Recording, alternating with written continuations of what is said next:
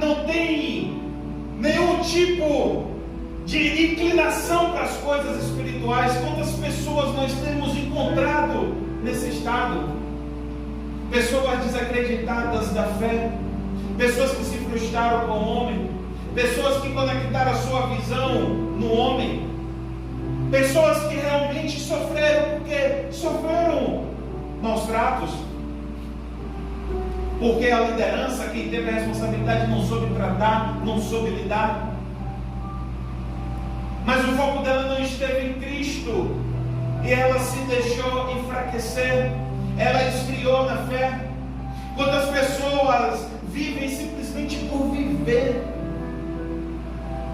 sem objetivo, sem saber para onde quer ir, sem metas, sem estímulos, sendo conduzidas, às vezes empurradas por outras pessoas,